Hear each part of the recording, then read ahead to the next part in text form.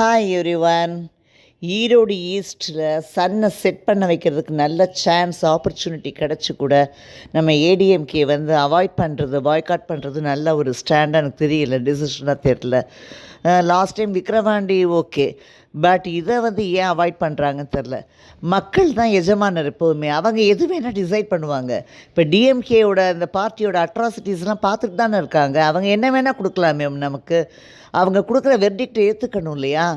இதில் வந்து இபிஎஸோட இது ஏன் கம்மியாகுது? இபிஎஸ் நான் முன்னாடியே சொல்லியிருக்கேன், கருணாநிதிக்கு ஈக்குவல் தான் இபிஎஸும். இவங்களாம் எதாவது மட்டன் தட்டி இவரை வந்து கம்மி பண்ணணும் பார்த்தா அது கம்மியாகாது. யாரோட வேல்யூ ஒன்றும் கம்மியாகாது. தோற்று போனால் மட்டும் என்ன கம்மியாக போகுது?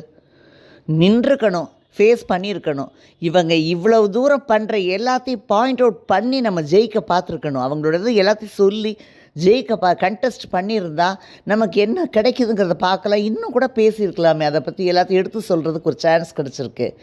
இவங்க அசம்பிளியில் இப்போ நடந்துக்கிற விதமும் அண்ணா நகர்னு அண்ணா யூனிவர்சிட்டியோட இது நடக்கிறது மட்டும் இல்லை, பட் நிறைய விஷயங்கள் இருக்கே சொல்கிறதுக்கு. அதெல்லாம் சொல்லி செய்யலாம். இந்த இதில் எனக்கு சீமானோட ஸ்டாண்ட் ரொம்ப பிடிச்சிருக்கு. நான் சோஃபார் சீமான் அப்ரிஷியேட் பண்ணதே கிடையாது, பட் இந்த விஷயத்தில் எனக்கு பிடிச்சிருக்கு. ஈரோடில் நிற்கிறதுக்கு முன்னாடி பை எலெக்ஷனில் நிற்கிறதுக்கு முன்னாடியே ஈரோடு மண்ணில் ஈவேராவை பற்றி சம்மட்டி அடி கொடுத்து, ஆமாம் அதெல்லாம் ஃபேக்ட் தானே. நானே என்னோடய வீடியோஸில் நிறைய சொல்லியிருக்கேன் எல்லா விஷயமுமே.